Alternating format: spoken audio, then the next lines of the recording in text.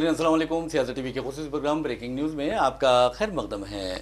मैं मोहम्मद रियाज अहमद और मेरे साथ याशर यासिर। शुक्रिया। बहरहाल नाज़रीन, जहाँ तक खबरों का सवाल है तो आपको अगर कौमी सतह पर देखेंगे तो आपने देखा कि मुस्लिम पर्सनल बोर्ड ने जिस तरह बत्ती गुल का नारा लगाया था, यानी काल दी थी, वो बिल्कुल कामयाब रही। हैदराबाद से लेकर दिल्ली तक ऐसा लगता है कि मुसलमानों ने बत्तियाँ गुल करते हुए वक्फ तरमीमी एक्ट के खिलाफ अपने एहतजाज का मुजाहरा किया और हुकूमत को बताया कि हमें ये कानून मंजूर नहीं, क्योंकि हुकूमत की जो नीयत है वो बहुत गंदी है, बहुत बुरी है। हम गंदी इसलिए कह रहे हैं क्योंकि अगर आप किसी का हक मारते हैं तो ये गंदी बात है, बुरी बात है, और इस तरह की बुरी चीज़ों में हुकूमत को शामिल नहीं होना चाहिए। वैसे भी नाज़रीन, जहाँ तक खबरों का सवाल है तो आपको बता दें कि हैदराबाद हो या तेलंगाना हो, ऐसा लगता है कि मौसम खुशगवार होने जा रहा है और IMD ने यानी महकमे मौसमियात ने पेश क़यासी की है कि 4 मई तक ज़बरदस्त बारिश हो सकती है या फिर हल्की सी या औसत बारिश हो सकती है। साथ ही बिजली कड़कने के वाक़यात पेश आ सकते हैं और ठंडी हवाएं भी चलेंगी। इस सिलसिले में कल या इस सिलसिले में आप देखेंगे आज, कल और परसों यानी 3 मई के लिए भी येलो अलर्ट जारी कर दिया गया है मुख्तलिफ अजला में, जिसमें हैदराबाद भी शामिल है। हैदराबाद के साथ साथ आप देखेंगे कि पड़ोसी ज़िला जो है संगारेड्डी, विकाराबाद हैं। फिर उसके बाद आप देखेंगे कि जहाँ तक मलकाजगिरी का सवाल है, फिर रंगारेड्डी, हैदराबाद, हनमकुंडा, जंगांव, भुवनगिर, नलगुंडा, वरंगल, महबूबाबाद, सूर्यापेट, मुलुग, कुत्तागुड़म और खम्मम के लिए आज भी येलो अलर्ट जारी कर दिया गया है और ये कहा जा रहा है कि शहर हैदराबाद में बारिश हो सकती है हल्की से लेकर औसत तक। तो बहरहाल इस तरह के खबरें हमारे पास हैं। लेकिन जहाँ तक आप इंटरनेशनल लेवल की बात करते हैं तो आप ये अच्छी तरह जानते हैं कि डोनाल्ड ट्रंप जब से ओहदे सदारत पर फायज हुए हैं तब से ऐसा लगता है कि आलमी मईशत सुस्त रवि का शिकार हो गई है। ऐसे में आपको बता दें कि डोनाल्ड ट्रंप के इक़्तिदार के 100 दिन मुकम्मिल हो चुके हैं और इन 100 दिनों के दौरान जो इक़दाम डोनाल्ड ट्रंप ने किए हैं, कोई एक अच्छे सदर से उसकी उम्मीद नहीं की जा सकती। तो बहरहाल ये भी खबरें हम इसके तफसीलात आपको बताएंगे। और दूसरी तरफ गज़ा पर जो बर्बरियत का सिलसिला जारी है, इसराइल की दरिंदगी का, उसकी दहशतगर्दी का सिलसिला जारी है। और तीसरी खबर जो सबसे अहम खबर मैं समझता हूँ वो ये है कि हिंदुस्तान और पाकिस्तान के दरमियान पहलगाम वाक़े के बाद 7 दिन हो चुके हैं, उसके बावजूद कशीदगी का सिलसिला जारी है। पाकिस्तानी वज़ीर-ए-आज़म और पाकिस्तान के वज़ीर इत्तलात व नशरियात ने वाज़ेह तौर पर कहा है कि हिंदुस्तान पाकिस्तान पर हमले की तैयारियां कर रहा है और वो भी बिल्कुल तैयार हैं, ये खबर आई है। लेकिन इसी दौरान ये भी खबर आई है कि अमेरिका ने हिंदुस्तान को तकरीबन आप देखेंगे कि 13 करोड़ डॉलर का दिफाई जो माहिदा है उसे मंजूर कर लिया है हिंदुस्तान के साथ। और ये दिफाई माहिदा यानी आप देखेंगे कि समंदरी विजन और सॉफ्टवेयर और तरबियत फराहम करने वाला ये माहिदा है। और तीसरी तरफ आपको ये बताना ज़रूरी है कि हिंदुस्तान में इस बात को लेकर बेचैनी महसूस की जा रही है कि तुर्की, जिसकी हिंदुस्तान ने काफ़ी मदद की है, पाकिस्तान की तायद व हिमायत का ऐलान कर दिया है। साथ ही चीन और फिर आज़रबाईजान ने भी पाकिस्तान की तायद का ऐलान किया है। ये भी इत्तलात गर्दिश कर रही है कि कई तैयारे ऐसे हैं जो मिसाइल लेकर पाकिस्तान में तुर्की के उतरे हैं। तो यानी तुर्की हिंदुस्तान के साथ तो मदद ले रहा है, लेकिन दूसरी तरफ आप देखेंगे कि पाकिस्तान की तायद व हिमायत कर रहा है। तो जो हिंदुस्तान के दिफाई माहिरीन हैं उन्होंने वाज़ेह तौर पर हुकूमत पर जोर दिया है कि वो तुर्की में जो हमारे सयाह जाते हैं उन सयाहों को तुर्की के बजाय यूनान जाने की तरगीब दें। तो इस तरह की खबरें हमारे पास हैं। और बहरहाल हम और एक खबर आपको सुनाना चाहते हैं, वो खबर ये है SSC के नतायज का ऐलान कर दिया गया है। और जहाँ तक लड़कियों का सवाल है, लड़कियों ने टॉप किया है, यानी फर्स्ट पोजीशन पर 2 लड़कियाँ आई हैं और वो भी आप देखेंगे कि ताल्लुक़ रखती हैं कि तो कामारेड्डी से, दूसरी निज़ामाबाद से। और अगर दूसरे मुकाम की बात करते हैं तो रंगारेड्डी के जो 2 लड़कियां हैं उन्होंने भी दूसरा मुकाम हासिल किया है। और तीसरा मुकाम जो हासिल करने वाले 6 लड़कियां हैं, जिनमें रंगारेड्डी के मोहम्मद वसीम ख्वाजा भी शामिल हैं। तो बहरहाल हम चलते हैं, पहला महकमे मौसमियात की तरफ नहीं जाएंगे बल्कि आलमी मौसम जो हिंदुस्तान और पाकिस्तान के दरमियान कशीदगी से बहुत ही आलूदा हो चुका है, उस बारे में बात करते हैं आशर यासिर के साथ। जी बिल्कुल सही सर। जिस तरह से पहलगाम का जो अटैक हुआ था, जी उसके बाद से काफ़ी सारे कयास लगाए जा रहे थे कि हमारे देश के प्रधानमंत्री या हमारे देश की जो सरकार है वो कुछ कड़े फैसले लेगी पाकिस्तान पे, लेकिन उन्होंने यूट्यूब चैनल्स बंद किए, और फिर कल एक खबर और आई कि जो ड्रामा चैनल्स यहाँ दिखते हैं यूट्यूब पे वो भी बंद कर दिए, पाकिस्तानी ड्रामे। जी जी। लेकिन कल जो एक मीटिंग हुई, उस मीटिंग के बाद ये कहा गया कि अब देश में जातीय जनगणना होगी। तो किस तरह से चीज़ों को पलट दिया गया। बिहार में इलेक्शंस हैं, देश के प्रधानमंत्री नरेंद्र मोदी जब हमला होता है पहलगाम में तो अपना दौरा शॉर्ट करके हिंदुस्तान आते हैं, हिंदुस्तान में आके वो एक मीटिंग करते हैं, उसके बाद वो चले जाते हैं बिहार में वो अपना भाषण देते हैं, अनाउंसमेंट करते हैं बहुत सारी चीज़ों का। उसके बाद वो फिर उसी दिन एक मीटिंग होती है, सर्वदलीय बैठक, जिसमें वो नहीं आते हैं और उसके बाद फिर वो मीटिंग्स करते रहते हैं, अपनी मन की बात करते हैं वो। लेकिन जिस तरह से हमने देखा कि सर 2024 में जो लोकसभा चुनाव हुए थे जी जी, उसमें अपोजिशन पार्टीज़ में अगर देखा जाए तो राहुल गांधी, अखिलेश यादव, तेजस्वी यादव, सबने जातीय जनगणना की बात की थी और सबने कहा था जातीय जनगणना होनी चाहिए। लेकिन कल जब देश के प्रधानमंत्री नरेंद्र मोदी ने या उनकी जो कैबिनेट थी, उनके एक लीडर ने आकर के बोला, कैबिनेट मंत्री ने, अश्विनी वैष्णव ने, कि अब देश में जातीय जनगणना होगी, तो आप देखिए कि पूरा सिस्टम ही पलट गया जी। जो लोग पहले ये कह रहे थे कि हम जाति आधारित जनगणना नहीं मानते हैं, जाति आधारित जनगणना करा करके कांग्रेस पार्टी, अपोजिशन जो समाज को बांटना चाहता है, सबकी जातियां पूछना चाहता है, लेकिन अब वही लोग उसके पक्ष में आ गए जी। उनका यह कहना है कि ये बहुत अच्छा कदम है और इस कदम को उठाने के लिए देश के प्रधानमंत्री नरेंद्र मोदी को जितना धन्यवाद दिया जाए वो कम है।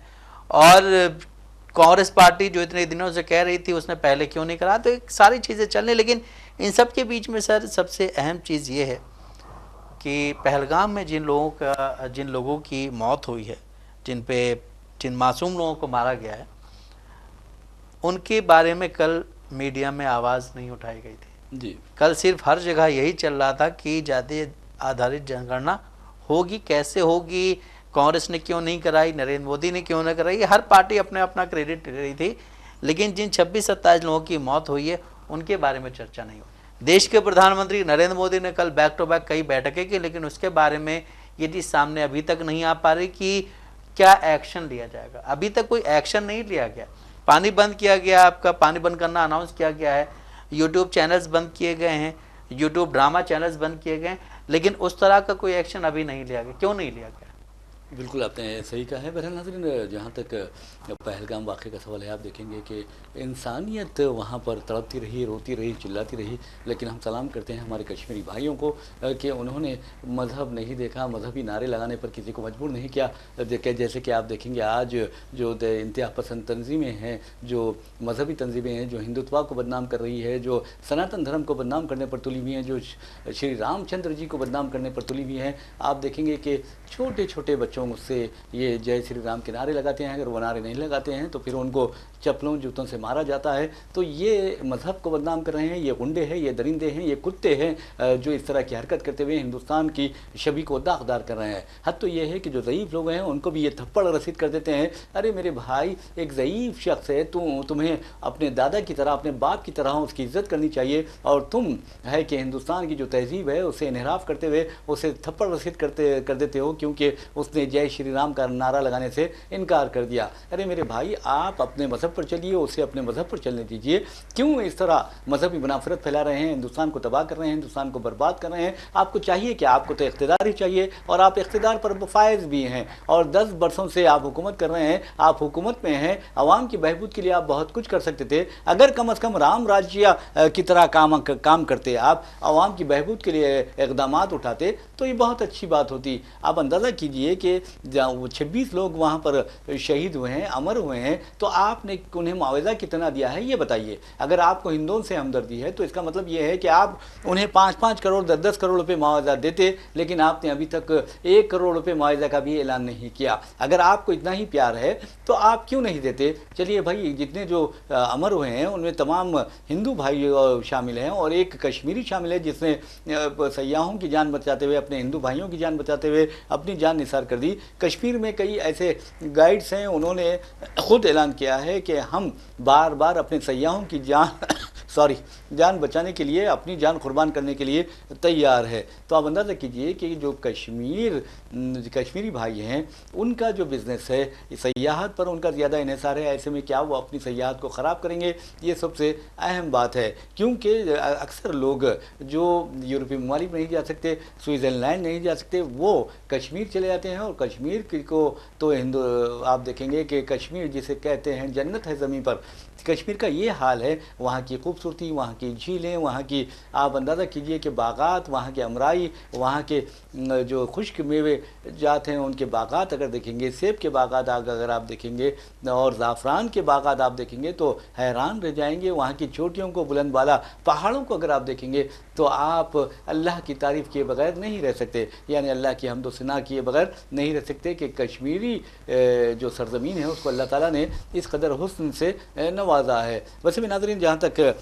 इस वाक़े का सवाल है तो आपको बता दूँ कि पाकिस्तानी वज़ीर-ए-आज़म शहबाज शरीफ ने और पाकिस्तानी वज़ीर इत्तलात अता तारर ने वाज़ेह तौर पर कहा है कि हिंदुस्तान आइंदा 48 से लेकर 36 घंटों में हमला कर सकता है। वैसे भी अभी अभी खबर ये आई है कि LOC के पार पाकिस्तान ने LOC के पार से फायरिंग की है। और इस तरह के अगर वाक़यात होते हैं तो ये वाक़यात यानी बड़ी जंग में तब्दील हो सकते हैं। वैसे भी अमेरिका चाहता है कि ये जंग ना हो, चीन भी चाहता है कि इस तरह की जंग ना हो। तो बहरहाल आपको बता दें कि अमेरिका के जो वज़ीर ख़ारजा हैं उन्होंने पाकिस्तानी वज़ीर-ए-आज़म शहबाज शरीफ और हिंदुस्तानी वज़ीर ख़ारजा एस जयशंकर से फ़ोन पर बात की और वाज़ेह किया कि दोनों मुल्कों को मिलकर खित्ते में अमन व सलामती के लिए काम करना चाहिए। जंग ठीक नहीं है, जंग तबाही व बर्बादी लाती है। एक तरफ मार्को रूबियो जो हैं वो इस जंग ना करने की बात करते हैं, दूसरी तरफ आप देखेंगे हिंदुस्तान और अमेरिका का माहिदा होता है हथियारों की खरीदी के लिए, दिफाई माहिदा है $13 करोड़ का। तो अब बहरहाल अमेरिका पाकिस्तान को भी हथियार फ़रोख्त करेगा, हिंदुस्तान को भी हथियार फ़रोख्त करेगा। तो बहरहाल ये सोचना चाहिए कि तीसरी जो ताकत है वो क्या चाहती है, क्या हमारी तबाही व बर्बादी चाहती है, क्या वो इलाके में अमन व अमान को गारत करना चाहती है, ये सोचने वाली बात है। लेकिन जहाँ तक हिंदुस्तान का हक़ है, हिंदुस्तान का हक़ महफूज है, क्योंकि हिंदुस्तान अपने दिफा का हक़ रखता है। इसलिए कि हिंदुस्तान को सॉरी आप देखेंगे कि यानी दहशतगर्दी का शिकार बनाया गया है और एक नहीं, दो नहीं, 26 जाने जाती हैं। तो ऐसे में आलमी सतह पर भी पाकिस्तान की मजम्मत की जानी चाहिए, ये एक अहम बात है। वैसे भी नाज़रीन, जहाँ तक हमने आपको हैदराबाद और तेलंगाना के बारे में बताया था, मौसम के बारे में तो बताया था, लेकिन आपको ये बताना ज़रूरी समझते हैं कि SSC के जो नताइज निकले हैं उसमें लड़कियों ने गैर मामूली मुजाहरा किया है और हस्ब रिवायत वो लड़कों पर छाई रही हैं। आपको ये बताएंगे कि SSC में कामारेड्डी और निज़ामाबाद की 2 लड़कियों ने, कामारेड्डी की निमा अंशिता और निज़ामाबाद की साइपा कीर्ति ने 600 नंबरात में से तकरीबन 596 नंबरात लेकर पहला मुकाम हासिल किया है। यानी इन दोनों लड़कियों को पहला मुकाम हासिल हुआ है। जबकि आप देखेंगे कि रंगारेड्डी और सूर्यापेट की जो 2 लड़कियां हैं उन्होंने 595 नंबरात हासिल करते हुए दूसरा, सारी रियासत भर में दूसरा मुकाम हासिल किया है। एक लड़की है रंगारेड्डी की समदरुल्ला अदवातिहा और दूसरी जो लड़की है श्रीपद साई सूरजना, ये सूर्यापेट की रहने वाली है। इसी तरह तीसरा मुकाम तकरीबन 6 लड़के लड़कियों ने हासिल किया है और उन्होंने 600 में से 594 नंबरात हासिल किए। इन 6 लड़के लड़कियों में रंगारेड्डी के मोहम्मद वसीम ख्वाजा भी शामिल है। हम तमाम को मुबारकबाद देते हैं। जी बिल्कुल सही सर, जिस तरह बच्चों ने जो कामयाबी हासिल की है वो वाकई काबिल तारीफ़ है और उसके लिए कुछ इनामात की भी अनाउंसमेंट की गई है। जी आमिर अली खान साहब की जानिब, आमिर अली खान साहब की तरफ से कि जो फर्स्ट डिवीज़न है उनको 5000 मिलेगा, जी जो इंटरमीडिएट सेकंड के बच्चों डिवीज़न का है ये SSC के 10,000 है। जी तो इस हिसाब से इनामात का भी अनाउंस किया गया। लेकिन सर अभी आप कश्मीर की बात कर रहे थे। जी जी कश्मीर बहुत खूबसूरत जगह है और कश्मीरी जो है वो बहुत ही अच्छी खातिरदारी करते हैं, उनकी मेहमान नवाजी बहुत अच्छी जानी जाती है। लेकिन इस दौरान जो पहलगाम में हमला हुआ, पहलगाम में जो चीज़ें हुई उसको लेकर के एक नैरेटिव ऐसा सेट किया गया कि हिंदुस्तान के जो मुसलमान हैं उनको लेकर के गलत धारणाएं बनाई गई। और ये अब से नहीं, ये बहुत पहले से किया जाता रहा है RSS और BJP की तरफ से। लेकिन वहाँ के जो लोग हैं उन्होंने बहुत अच्छी तरह से उनकी खातिरदारी की, उनको अपने घर में रखा, खाना खिलाया, उनको एयरपोर्ट तक छोड़ने गए जहाँ से उनकी अपनी जो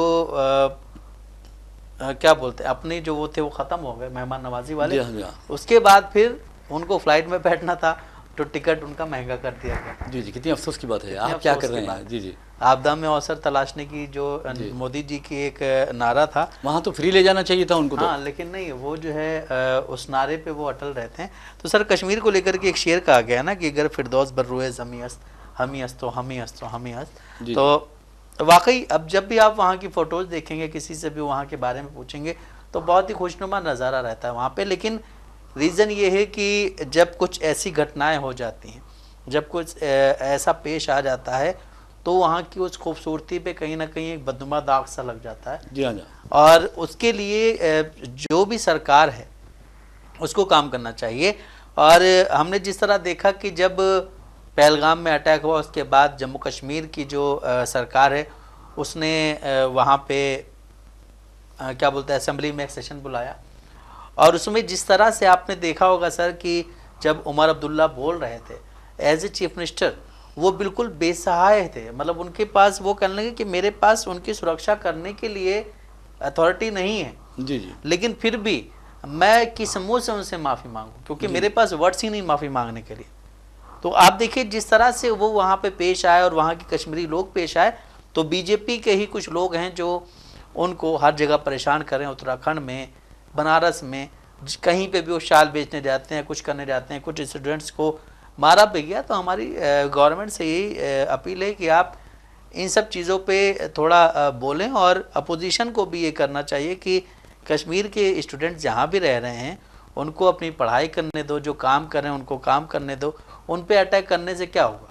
जी, आपने बिल्कुल सही है। वैसे भी नाज़रीन, आपको बता दूं कि जहाँ तक उत्तराखंड का सवाल है, बीजेपी की ज़ेर इख्तियार रियासतों का सवाल है, वहाँ पर कश्मीर स्टूडेंट एसोसिएशन ने इल्ज़ाम आयद किया है कि कश्मीरी तलबा को हरासा व परेशान किया जा रहा है, उन्हें मारपीट की जा रही है और उन्हें धमकियाँ दी जा रही है। तो आप अंदाज़ा कीजिए, क्या कश्मीरी हिंदुस्तान के हिंदुस्तानी नहीं है? क्या कश्मीर हिंदुस्तान का हिस्सा नहीं है? तो फिर ये क्यों हो रहा है? इसे ऐसे हो रहा है जैसे कि कोई दुश्मन मुल्क के लोग हों, वो तो हमारे अपने मुल्क के लोग हों। कश्मीर हिंदुस्तान का ताज है, और उस ताज के रहने वाले लोगों को आप इस तरह हिरासा व परेशान करेंगे मज़हब के नाम पर, मुसलमान होने के नाते, तो ये बहुत बुरी बात है। क्योंकि नफ़रत अगर बढ़ाते जाएंगे तो आप देखेंगे कि नफ़रत बढ़ती जाएगी। आपको तो मोहब्बत से काम लेना चाहिए। क्योंकि आपने देखा कि दहशतगर्दों ने जब 26 हिंदुस्तानियों को मौत के घाट उतार दिया, 26 हिंदुस्तानियों का कत्ल कर दिया और बड़ी बेदर्दी से कत्ल किया, तो उस वक्त के बीजेपी के या आरएसएस के वॉलंटियर्स ने उनकी जाकर मदद नहीं की, बल्कि कश्मीरियों ने मदद की, कश्मीर के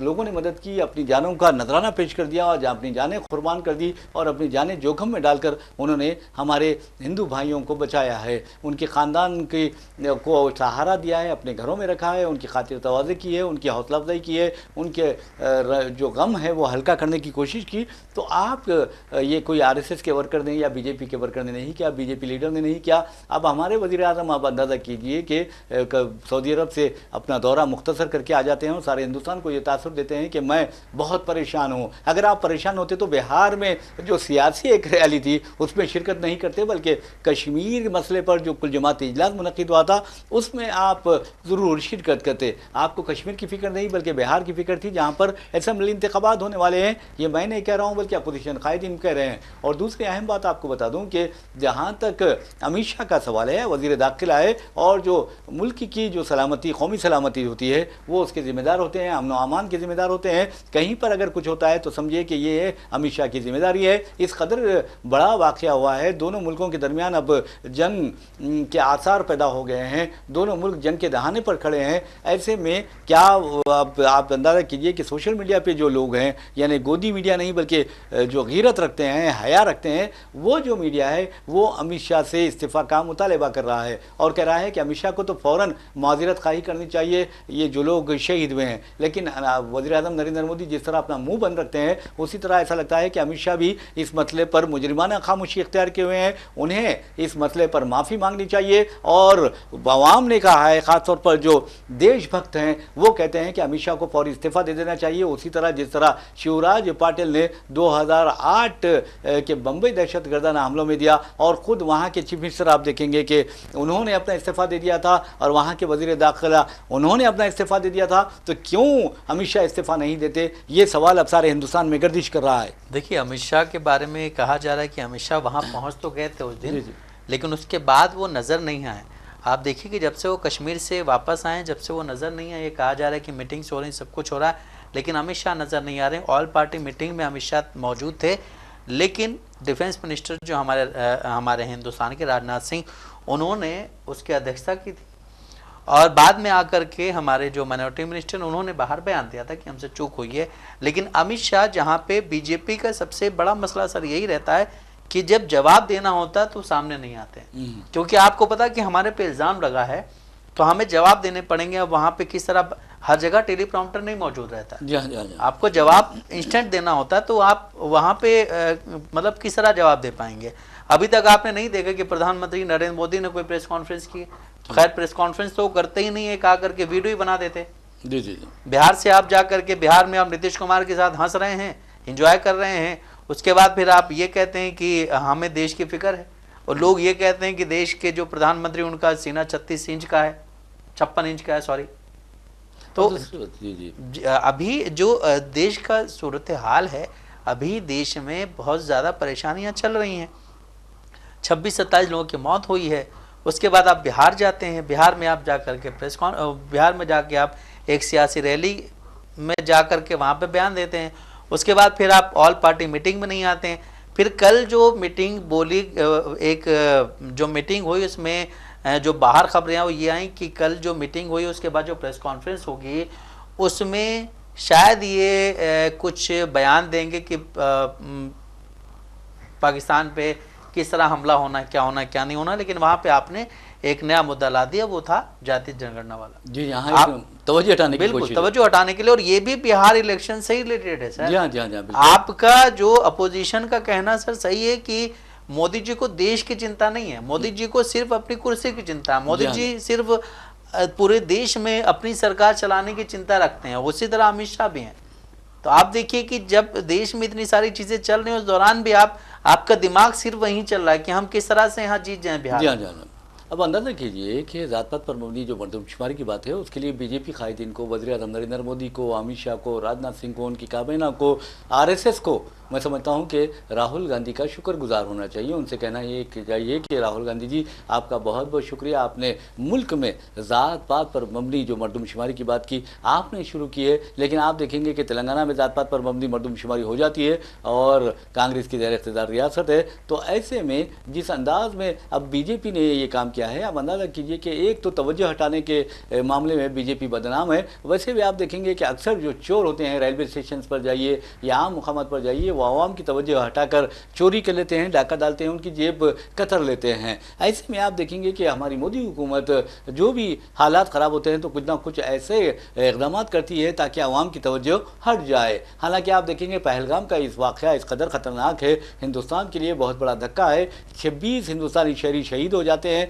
और ये बेचारे बिहार में जाकर बुगल बजाते हैं, इंतखाबात की बड़ी बड़ी बातें करते हैं। अरे मेरे भाई, आपको वहाँ पर जाकर पाकिस्तान को धमकी देने के बजाय यहाँ पर अमली इक़दाम करने चाहिए। प्रैक्टिकली आपने क्या किया है वो देखना चाहिए। 7 दिन हो चुका है लेकिन पाकिस्तान के खिलाफ आपने कोई कार्रवाई नहीं की, जबकि आपको चाहिए था कि पाकिस्तान को तहस नहस करते, तबाह व बर्बाद कर देते। आप कोई छोटे मुल्क के कोई वज़ीर आज़म नहीं है, बल्कि एक अजीम मुल्क हिंदुस्तान के वज़ीर आज़म है, जिसकी सरहदें, जिसकी अगर आप देखेंगे कि ताहद नज़र आपको दिखाई नहीं देंगी। फिर आप क्यों करते हैं? अब फिल वक्त अखंड भारत का ज़बरदस्त मौका है और आरएसएस जो कहती है कि अखंड भारत पाकिस्तान को दोबारा हिंदुस्तान में मिला लेना चाहिए, ये मौका है अब कि हम पाकिस्तान को दोबारा हिंदुस्तान में मिला सकते हैं, अखंड भारत का नारा दे सकते हैं। बिल्कुल सही, लेकिन अभी कुछ हो नहीं रहा है सर। जी जी, 7 दिन हो चुके हैं। 7 दिन हो चुके हैं और कुछ भी नहीं हो रहा है। और फिर बात बहुत बड़ी बड़ी की जाती हैं कि ये हो जाएगा, वो हो जाएगा, लेकिन अभी सब ठंडे बस्ते में पड़ा हुआ है। देश के प्रधानमंत्री या देश की जो हमारी सरकार है, उसका जब मेन मुद्दा सिर्फ इलेक्शन ही जीतना हो, तो बाकी चीज़ों पे काम कैसे हो पाए? अब देखिए, इंतखाबात बिहार के इलेक्शंस आ रहे हैं, मगरबी बंगाल के इलेक्शंस आ रहे हैं, वहाँ जीतने के लिए इस तरह पहलगाम जो वाक़या है वो भी एक फ़ायदा पहुँचा सकता है। यकीन मानिए कि इसके लिए कौन जिम्मेदार है ये तो हम बाद में बताएंगे, लेकिन हकीकत में देखेंगे तो जो दहशतगर्दाना हमला हुआ है उसको रोकने में मोदी हुकूमत नाकाम हुई है। ये मैं नहीं कह रहा हूँ, बल्कि मोदी हुकूमत के मरकज़ी वज़ीर दाखिलती उमूर व पार्लिमानी उमूर किरण रिजिजू ने वाज़े तौर पर कहा कि हमसे चूक हुई है। और उसके बाद आप देखें, शर्म की बात यह है कि जो वीडियो उन्होंने रिकॉर्ड करवाया उसमें से 50 सेकंड का ये जो हिस्सा है कि हमसे चूक हो गई है वो निकाल दिया गया। बिल्कुल, ये निकाल दिया गया। अब आप इसी से देखिए कि इस वक्त इस देश की जो आवाम है, जो बीजेपी को बड़ा मतलब बहुत बड़ी पार्टी मानती है कि ये देश के प्रधानमंत्री नरेंद्र मोदी रहेंगे तभी हम देश में बहुत कुछ कर पाएंगे। आप 2014 से हैं और अभी 2025 चल रहा है। जी जी। आपने जो जो वादे किए थे, आप जो है पाकिस्तान से सर काट के लाने वाले थे, आप जो हैं पीओके को अपने में मिलाने वाले थे, आपने क्या किया अभी? अब मिलाइए ना, क्यों आपने 10 बरसों से नहीं मिलाया? कम अज़ कम ये तो भी मौका अच्छा है, आप मिलाइए। क्या हमारे पास ताकत की कमी है? हमारे पास फ़ौज की कमी है? हमारी फ़ौज बहादुर है। और अच्छी बात यह है कि फ़िरका परस्त नहीं है फ़ौज, कम्युनल बेसिस पे काम नहीं करती या मजहबी खतूत पर काम नहीं करती, ये सबसे अहम बात है। और इस सिलसिले में हम फ़ौज को सलाम करते हैं। लेकिन जो पॉलिटिशियंस होते हैं उनके जो अज़ाइम होते हैं इंतहाई गंदे होते हैं, सिर्फ और सिर्फ वो इंतखाबात जीतने के लिए अपने पर हर चीज़ पर नज़र रखे होते हैं। उनका हर काम इंतखाबात से और पॉलिटिक्स से जुड़ा होता है। ऐसा नहीं होना चाहिए, बल्कि अपने मुल्क से जुड़ा होना चाहिए, मुल्क की तरक्की से जुड़ा होना चाहिए, मुल्क के तहफ़्फ़ुज़ से जुड़ा होना चाहिए। अब सुब्रमण्यम स्वामी ने तो वाज़ेह तौर पर कहा है कि नरेंद्र मोदी मुल्क के तहफ़्फ़ुज़ में नाकाम हो गए, मदर इंडिया के हिफाजत में नाकाम हो गए हैं, उन्हें इस्तीफ़ा दे देना चाहिए। ऐसा वज़ीर आज़म हमें नहीं चाहिए